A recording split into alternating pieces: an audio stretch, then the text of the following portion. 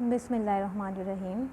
Second lecture में हमने देखना है क्लासिफिकेशन ऑफ एंजाइम्स को, ठीक है, कि एंजाइम्स को हम कितनी क्लासेस में मज़ीद डिवाइड कर सकते हैं, क्लासिफाई कर सकते हैं।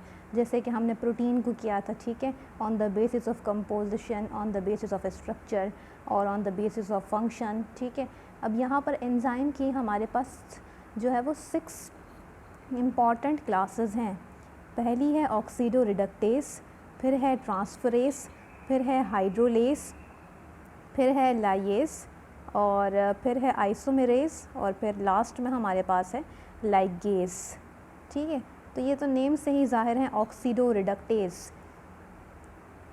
ऑक्सीडो रिडक्ट, अब देखें एज आ रहा है सब में। मैंने आपको बताया कि जिस भी मॉलिक्यूल के आगे या मतलब कोई भी एक ऐसा नेम जो कि एंड हो रहा है एस पर, ठीक है, तो उसको हम कहेंगे कि वो क्या है, वो एंजाइम है। तो ऑक्सीडो रिडक्टेस इसलिए कह रहे हैं क्योंकि ये एंजाइम की एक क्लास है, ठीक है। अब इसमें ये एक ऐसी क्लास है जिसमें हमारे पास सारे के सारे ऑक्सीडो रिडक्टेस एंजाइम्स जो है वो इसमें इंक्लूड होंगे। अब oxido reductase, oxido oxidation, reductase reduction, redox reaction याद होंगे अगर आपको तो, ठीक है। तो ये क्या करते हैं, ये जो है वो रिडॉक्स रिएक्शन तो वो होता है जिसमें ऑक्सीडेशन और रिडक्शन दोनों साथ हो रही होती है, ठीक है। लेकिन यहाँ पर हम क्या कह रहे हैं, हम ये कह रहे हैं कि ये जो है ये ऑक्सीडो रिडक्टेस इसलिए कह रहे हैं क्योंकि ये ऑक्सीडेशन को भी करवाते हैं, कैटालाइज करते हैं ऑक्सीडेशन रिएक्शंस को भी और रिडक्शन रिएक्शंस को भी, ठीक है। तो जो है वो इसीलिए हम इनको ऑक्सीडो रिडक्टेजेस कहते हैं क्योंकि ये दोनों चीज़ें करवाते हैं। कहाँ पर ऑक्सीडेशन करवानी है, कहाँ पर रिडक्शन करवानी है, ये दोनों काम ये वाला एंजाइम ऑक्सीडो रिडक्टेजेस बखूबी सरअंजाम दे सकता है। जैसे कि मैंने आपको बताया था ग्लूकोज़ की जब ग्लाइकोलाइसिस होती है तो उसमें जो एंड प्रोडक्ट होता है वो पायरावेट होता है, ठीक है। फिर पायरावेट से हमारे पास एसिटाइल CoA बनता है, सही। तो ये एक ऑक्सीडेशन रिएक्शन है, ठीक है।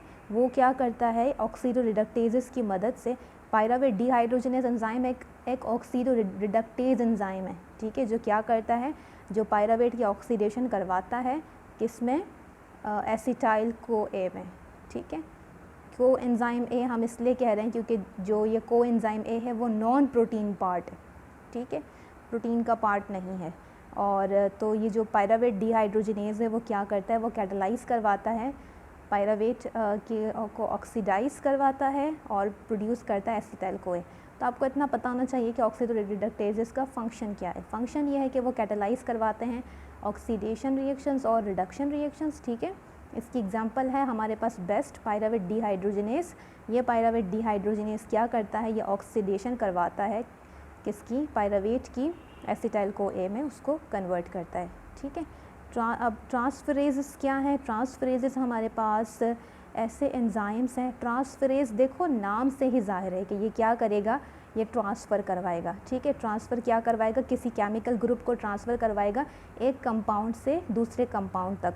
अगर आप लोगों को याद हो ट्रांस अमाइनेशन रिएक्शन जो हमने पढ़ा था मेटाबॉलिज्म में, उसमें मैंने क्या कहा था कि एक अमाइनो एसिड है और एक हमारे पास सिंपल एसिड है।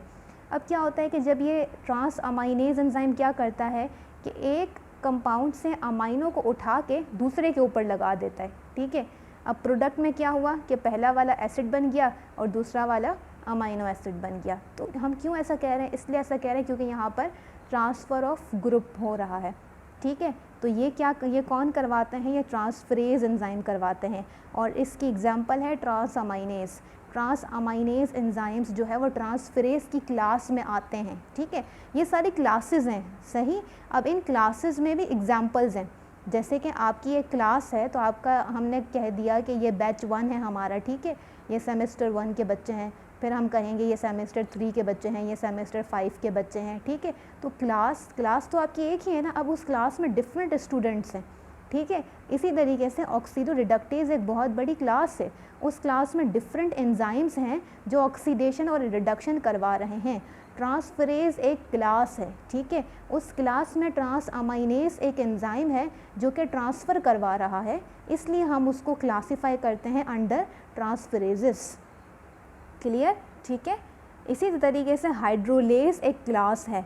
हाइड्रो का मतलब है वाटर, लेस का मतलब है क्या करना, कि उसको जो है वो तोड़ना, ठीक है, हाइड्रोलिसिस करवाना किसी भी बॉन्ड की। तो ये क्या करते हैं, ये कैटालाइज करते हैं, catalyse the hydrolysis of a bond, यानी कि अगर दो कार्बन कार्बन जुड़े हुए हैं आपस में, ठीक है, उनके दरमियान एक सिंगल बॉन्ड है, डबल बॉन्ड है, जो भी है, ठीक है, तो ये क्या करवाएंगे, ये उसको हाइड्रोलाइज करवा देंगे, ठीक है, उस बॉन्ड को हाइड्रोलाइज करवा देंगे, और ये हाइड्रोलिसिस होगी by the help of water, ठीक है। तो इसलिए इसको हम कहते हैं ये हाइड्रोलेसिस ये क्लास है। अब इस क्लास में बहुत से डिफरेंट एंजाइम्स इंक्लूड होंगे, ठीक है, जैसे कि पेप्सिन है। पेप्सिन क्या करता है, वो पेप्टाइड बॉन्ड्स को हाइड्रोलाइज करवाता है और प्रोटीन्स के अंदर, ठीक है, पेप्टाइड बॉन्ड्स को हाइड्रोलाइज करवाता है किसके अंदर, प्रोटीन के अंदर, राइट। तो ये जो है वो हाइड्रोलेस एंजाइम की क्लासिफिकेशन में ये आता है, ओके। अब जो है हमारे पास है लाइएजेस। लाइएजेस क्या करते हैं, वो कैटालाइज करवाते हैं लाइएस।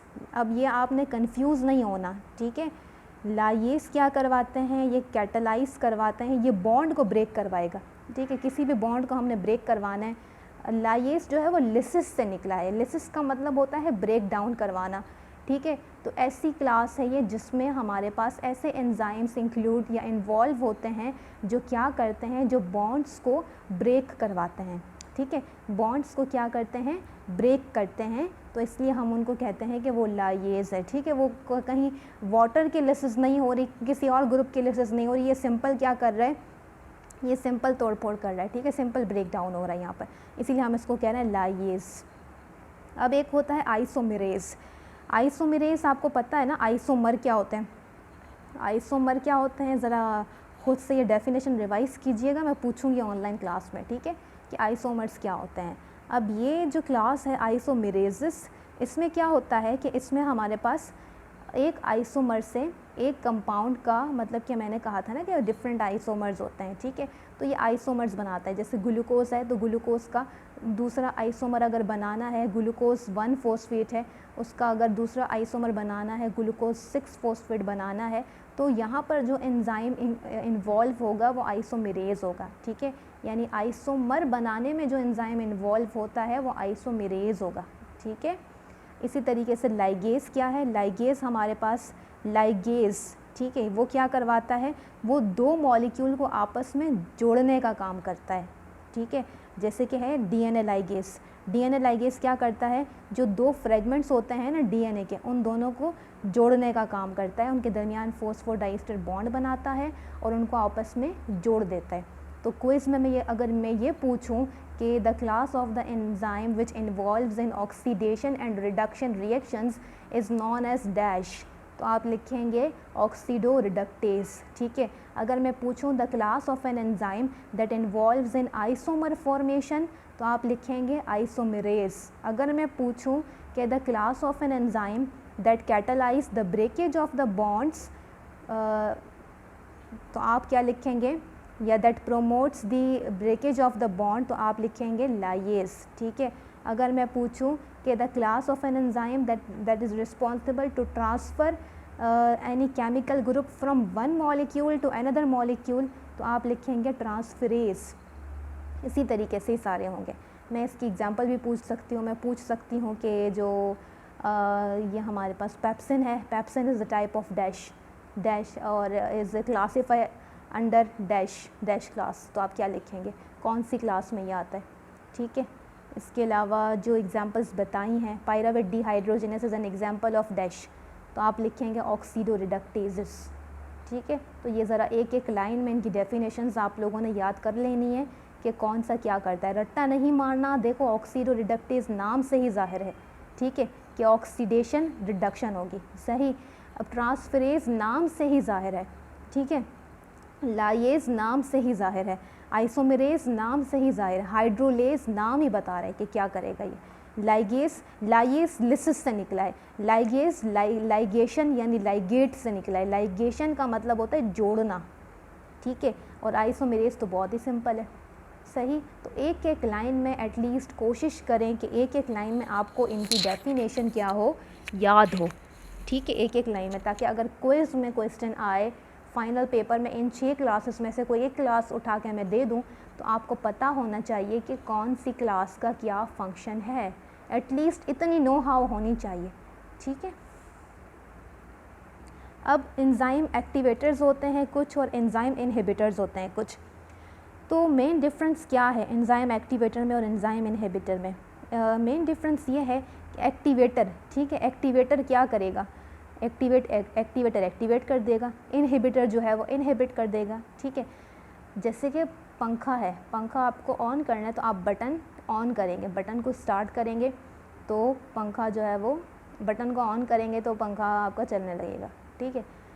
बटन आप ऑफ़ कर दें तो पंखा बंद हो जाएगा। इसी तरीके से एक्टिवेटर जो है वो हमारे पास एंजाइम को एक्टिवेट करता है, ठीक है, किस तरीके से उसके रिएक्शन को बढ़ाकर उसको एक्टिवेट करता है, ठीक है। जबकि जो इनहिबिटर होता है वो एक ऐसा मॉलिक्यूल है जो कि एंजाइम के साथ बाइंड होता है और उसकी एक्टिविटी को कम कर देता है। क्यों करता है ये ऐसा?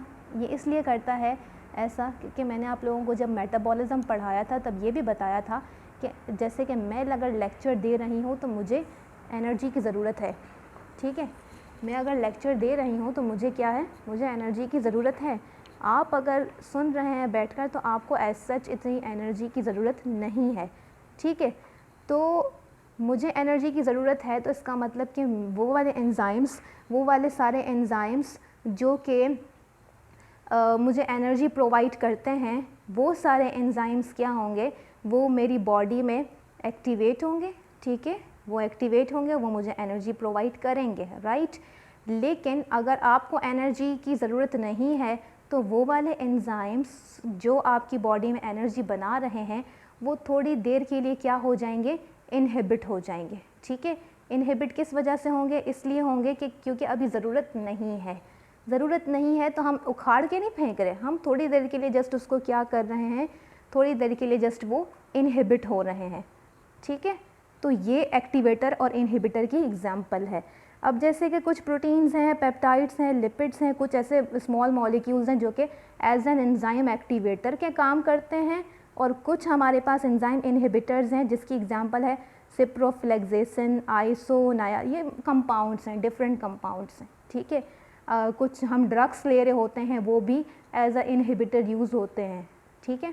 तो ये जो है वो आपको पता होना चाहिए थोड़ा बहुत कि एक्टिवेटर में और इनहिबिटर में क्या डिफरेंस होता है, ओके। एक्टिवेटर अगर मैं पूछ लूँ कि dash molecule increases the activity of an enzyme, activator, inhibitor, regulator, तो आपने लिखना है एक्टिवेटर, ठीक है। अगर मैं पूछ लूँ कि dash molecule decreases the activity of an enzyme और ऑप्शंस दे दूँ एक्टिवेटर, इनहिबिटर, रेगुलेटर, तो आपने लिखना है इनहिबिटर, ठीक है। अब एंजाइम इनहिबिशन क्या होती है? एंजाइम, वही बात हो गई कि एंजाइम इनहिबिटर हमारे पास एक ऐसा मॉलिक्यूल है जो कि एंजाइम के साथ जब बाइंड होता है ना तो उसकी एक्टिविटी को वो डिक्रीज़ कर देता है। क्यों उसकी एक्टिविटी को डिक्रीज़ कर देता है? इस तरह से करता है कि जैसे कि मैंने आपको पिछले लेक्चर में भी बताया था कि जब एंजाइम उसी वक्त फंक्शनल होगा जब वो सबस्ट्रेट के साथ बाइंड होगा, ठीक है। सबस्ट्रेट जो है वो एक्टिव साइट में जाकर बाइंड होगी, राइट। सबस्ट्रेट और एंजाइम, जब सबस्ट्रेट जो है वो एंजाइम की एक्टिव साइट में जाकर सबस्ट्रेट बाइंड होगा, एंजाइम सबस्ट्रेट कॉम्प्लेक्स बनेगा, एक चेंज आएगा, कन्फर्मेशनली एक चेंज आएगा, और उस चेंज के बाद हमारे पास क्या होगा कि उस चेंज आने के बाद जो है वो प्रोडक्ट बन जाएगी, ठीक है। अब हम चाह रहे हैं कि हम एंजाइम को इनहिबिट कर दें, तो इनहिबिट करने के लिए क्या होगा, इनहिबिटर आकर जो है वो एंजाइम के साथ लग जाएगा, ठीक है। इनहिबिटर आकर लग जाएगा। अब अगर इनहिबिटर आकर एंजाइम के साथ बाइंड हो गया है तो एंजाइम में अब भी, क्योंकि एंजाइम तो सिर्फ मॉलिक्यूल को रिकॉग्नाइज़ कर रहा है, एंजाइम को ये नहीं पता कि वो एक्टिवेटर है या वो इनहिबिटर है, ठीक है। अब जब वो इनहिबिटर आकर बाइंड हो गया ना एंजाइम के साथ, तो अब क्या होगा कि उसमें कन्फर्मेशनल चेंज आएगा।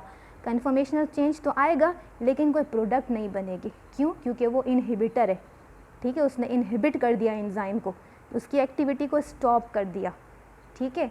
जैसे कि बटन ऑन किया तो वो एक्टिवेटर आकर एक ऐसा काम करेगा कि एंजाइम की एक्टिविटी इन्हेंस होगी, लेकिन इनहिबिटर आकर ऐसा काम कर रहा है कि एंजाइम की एक्टिविटी को वो डिक्रीज़ कर देगा, ठीक है। अब ये इनहिबिशन भी 3 तरह की होती है। इनहिबिशन किस किस तरीके से होती है कि 3 तरीके से होती है, ठीक है। एक होती है कॉम्पिटिटिव इनहिबिशन, एक होती है नॉन कॉम्पिटिटिव इनहिबिशन और एक होती है अनकॉम्पिटिटिव इनहिबिशन, ठीक है। अब जो है वो कॉम्पिटिटिव इनहिबिशन इस तरह की इनहिबिशन होती है कि जिसमें हमारे पास ये एंजाइम है, ठीक है, ये सबस्ट्रेट है। इसको हम कॉम्पिटिटिव इसलिए कह रहे हैं क्योंकि यहाँ पर कंपटीशन होता है सबस्ट्रेट का और इनहिबिटर का, ठीक है, इसलिए हम इसको कह रहे हैं कॉम्पिटिटिव। क्यों कह रहे हैं कॉम्पिटिटिव? क्योंकि हमारे पास यहाँ पर कंपटीशन हो रहा है किसका? सबस्ट्रेट का और इनहिबिटर का। सबस्ट्रेट कह रहा है मैं जाके बाइंड हूँ, इनहिबिटर कह रहा है मैं जाके बाइंड हूँ। मतलब कि कुर्सी एक है और 2 बंदे आपस में लड़ रहे हैं, वो कह रहा है मैं बैठूँ, वो कह रहा है मैं बैठूँ, ठीक है। अब कौन बैठेगा? वही बैठेगा जिसके पास ताकत ज़्यादा होगी, ठीक है, जो दूसरे को ईजिली धक्का दे के बैठ सके। यहाँ पर भी ऐसा ही होगा, जिसकी ज़्यादा फोर्स होगी, जिसकी ज़्यादा पावर होगी, वो जाकर बाइंड हो जाएगा। अगर सबस्ट्रेट बाइंड हो गया तो फिर तो सिंपल सी बात है, इक्वेशन में देखें, अगर एंजाइम के साथ सबस्ट्रेट जाकर बाइंड हो गया तो एंजाइम सबस्ट्रेट कॉम्प्लेक्स बना, चेंज आएगा कन्फॉर्मेशनल और जो है वो प्रोडक्ट बन जाएगी, ठीक है, प्रोडक्ट बन जाएगी। एंजाइम तो वही रहेगा ना, सिर्फ हमें जो है वो सबस्ट्रेट की जगह क्या मिल गई? प्रोडक्ट मिल गई। लेकिन इन केस अगर इनहिबिटर जाकर बाइंड हो रहा है एंजाइम के साथ तो फिर क्या होगा? फिर ये होगा कि एंजाइम इनहिबिटर कॉम्प्लेक्स बन जाएगा, ठीक है। अब यहाँ पर कॉम्पिटिटिव में ये रूल है कि हमेशा जो इनहिबिटर है वो फ्री एंजाइम के साथ बाइंड होगा, ठीक है, क्योंकि वो कॉम्पीट कर रहा है, वो जो है वो कॉम्पीट कर रहा है सबस्ट्रेट के साथ, ठीक है, तो इस वजह से वो हमेशा फ्री एंजाइम के साथ बाइंड होना पसंद करेगा। अब या तो सबस्ट्रेट एंजाइम के साथ बाइंड हो गया, अगर सबस्ट्रेट एंजाइम के साथ बाइंड हो गया तो फिर तो वही कहानी चलेगी कि एंजाइम सबस्ट्रेट कॉम्प्लेक्स बना, चेंज आया और हमें जो है वो प्रोडक्ट मिल गई, ठीक है। लेकिन इन केस अगर हमारे पास इनहिबिटर बाइंड हो गया एंजाइम के साथ तो फिर क्या होगा? फिर ये होगा कि इनहिबिटर जो है वो एंजाइम के साथ बाइंड होकर सबस्ट्रेट को बाइंड होने नहीं देगा, ठीक है, और उसने कॉम्पीट कर लिया, कॉम्प्लेक्स जो है वो एंजाइम इनहिबिटर कॉम्प्लेक्स बन गया, सबस्ट्रेट बाइंड नहीं होगा अब। इसीलिए हम इसको कहते हैं कॉम्पिटिटिव इनहिबिशन, ठीक है। जैसे कि इसमें जो है वो लिखा भी हुआ है कि inhibitor binds to free enzyme only and competes with substrate, increasing substrate overcomes inhibition by I. हाँ, ये हो सकता है कि अगर हमारे पास सबस्ट्रेट की कंसंट्रेशन ज़्यादा होगी तो सबस्ट्रेट बाइंड हो जाएगा, अगर इनहिबिटर की कंसंट्रेशन ज़्यादा होगी तो इनहिबिटर बाइंड होगा, ठीक है। अगर इनहिबिटर बाइंड हो गया और हम सबस्ट्रेट की कंसंट्रेशन बहुत ज़्यादा बढ़ा दें तो फिर क्या होगा? सबस्ट्रेट कॉम्पीट करेगा, इनहिबिटर को निकालेगा और खुद चला जाएगा, अपनी एक्टिव साइड में बैठ जाएगा। कॉम्पिटिटिव, ठीक है, नाम से ही जाहिर है कि कॉम्पिटिशन हो रहा है, there is a competition between substrate and an inhibitor, ठीक है। अब ये नॉन कॉम्पिटिटिव है, तो नॉन कॉम्पिटिटिव में क्या होगा? नॉन कॉम्पिटिटिव में ये होगा हमारे पास कि कॉम्पिटिशन नहीं हो रहा, ठीक है, कोई कॉम्पिटिशन नहीं है उसका। वो कहेगा कि अगर एक ही चेयर है तो वो कहेगा तुम थोड़ा आगे हो जाओ, मैं भी बैठ जाऊँ, ठीक है, दोनों साथ बैठ जाएंगे, कोई कंपटीशन नहीं हो रहा यहाँ पर, सही। एक तरफ से जो है वो अगर एक्टिव साइट पर आकर सबस्ट्रेट बाइंड हो रहा है तो दूसरी किसी और साइट पर आकर इनहिबिटर बाइंड हो जाएगा, लेकिन वो रिएक्शन को स्टॉप कर देगा, ठीक है, कैटालिसिस नहीं होगी। क्यों नहीं होगी? क्योंकि इनहिबिटर बाइंड हो गया है। अब ये जो है वो ये नॉन कॉम्पिटिटिव इसको हम इसलिए कह रहे हैं क्योंकि ये जो इनहिबिटर है इसके पास ये इनहिबिटर जो है वो फ्री एंजाइम के साथ भी बाइंड हो सकता है। ये इनहिबिटर हमारे पास अगर एंजाइम के साथ सबस्ट्रेट बाइंड हो गया है उसके बाद भी ये बाइंड हो सकता है। जैसे कि ये इक्वेशन अगर आप देखें तो इसमें यही लिखा हुआ है कि E+S, ठीक है, वही एंजाइम के साथ सबस्ट्रेट मिला तो हमारे पास एंजाइम सबस्ट्रेट कॉम्प्लेक्स बना, आगे जाकर जो है वो हमें प्रोडक्ट मिल गई, ठीक है। लेकिन अगर फ्री एंजाइम के साथ, जैसे कॉम्पिटिटिव में था, फ्री एंजाइम के साथ अगर इनहिबिटर आकर बाइंड होगा तो एंजाइम इनहिबिशन कॉम्प्लेक्स बन जाएगा, ठीक है। लेकिन still after the formation of enzyme inhibition complex still हमारे पास ये इतनी जगह है कि सबस्ट्रेट भी आकर बाइंड हो सकता है। क्यों? क्योंकि ये नॉन कॉम्पिटिटिव है, यहाँ पर कंपटीशन नहीं हो रहा, ठीक है। तो एंजाइम इनहिबिटर के साथ भी सबस्ट्रेट आकर बाइंड हो सकता है और बाद में क्या बना देगा वो? एंजाइम इनहिबिटर सबस्ट्रेट कॉम्प्लेक्स, ठीक है। लेकिन इनहिबिटर तो बाइंड हो गया है तो कैटालिसिस तो होगी नहीं। एक केस ये है कि वो फ्री एंजाइम के साथ बाइंड हो जाए, बाद में आकर सबस्ट्रेट भी बाइंड हो जाए, ठीक है। दूसरा केस ये है कि या तो एंजाइम और सबस्ट्रेट का कॉम्प्लेक्स बन चुका है और उसके बाद आकर इनहिबिटर भी साथ में बाइंड हो जाए, ठीक है, तो एंजाइम इनहिबिटर सबस्ट्रेट कॉम्प्लेक्स वही बन जाएगा। यानी कि जो नॉन कॉम्पिटिटिव इनहिबिशन है उसमें दोनों सूरतें पॉसिबल हैं कि एंजाइम के साथ इनहिबिटर जो है वो फ्री एंजाइम के साथ भी बाइंड हो सकता है, इनहिबिटर जो है वो एंजाइम सबस्ट्रेट के साथ भी बाइंड हो सकता है, ठीक है। अगर पहले आकर इनहिबिटर एंजाइम के साथ बाइंड हो गया है तो बाद में आकर सबस्ट्रेट भी उसके साथ बाइंड हो सकता है, ठीक है। अगर पहले आकर सबस्ट्रेट एंजाइम के साथ बाइंड हो गया है तो बाद में आकर इनहिबिटर भी इसके साथ बाइंड हो सकता है। इसीलिए हम इसको कह रहे हैं नॉन कॉम्पिटिटिव। ये मैं पूछ सकती हूँ कि non competitive inhibition, inhibitor can binds with dash, ठीक है। उसमें जो है वो ऑप्शंस होंगे आपके पास, ओनली फ्री एंजाइम और ओनली एंजाइम सबस्ट्रेट कॉम्प्लेक्स या both free enzyme and enzyme substrate complex. तो आप लिखेंगे बोथ वाला, ठीक है, क्योंकि यहाँ पर देखें दोनों कंडीशन जो है वो एग्जिस्ट कर सकती हैं, इसीलिए हम इसको कह रहे हैं नॉन कॉम्पिटिटिव, ठीक है। अब अनकॉम्पिटिटिव में क्या होता है, अनकॉम्पिटिटिव में भी ऐसा ही होता है, लेकिन अनकॉम्पिटिटिव में सिर्फ ये डिफरेंस होता है कि हमारे पास हमेशा जो इनहिबिटर है वो कॉम्पीट तो नहीं कर रहा सबस्ट्रेट के साथ, ठीक है, कॉम्पीट तो वो नहीं कर रहा, उसका कॉम्पिटिशन तो नहीं हो रहा सबस्ट्रेट के साथ, लेकिन हमेशा जो इनहिबिटर है वो एंजाइम सबस्ट्रेट कॉम्प्लेक्स के साथ ही बाइंड होगा। जैसे कि हमारे पास एंजाइम है, एंजाइम के साथ जब तक सबस्ट्रेट आकर नहीं लग जाता इनहिबिटर नहीं लगेगा, ठीक है। जैसे नॉन कॉम्पिटिटिव में तो ऐसा हो रहा था ना कि एंजाइम हमारे पास मौजूद है, सबस्ट्रेट लगे ना लगे इनहिबिटर आके लग जाएगा, ठीक है, फिर बाद में सबस्ट्रेट भी आके लग गया, ठीक है। अगर पहले सबस्ट्रेट आके लग गया तो बाद में इनहिबिटर आके लग गया, मतलब कि दोनों केसेस पॉसिबल हैं नॉन कॉम्पिटिटिव में।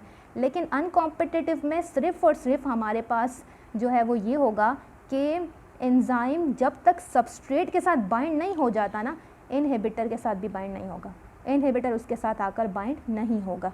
जैसे कि यहाँ पर है एंजाइम के साथ सबस्ट्रेट बाइंड हुआ, एंजाइम सबस्ट्रेट कॉम्प्लेक्स बना, जब कॉम्प्लेक्स बन गया अब उसके साथ आकर क्या होगा, इनहिबिटर बाइंड होगा और फिर वो एंजाइम इनहिबिटर सबस्ट्रेट कॉम्प्लेक्स बनाएगा, ठीक है।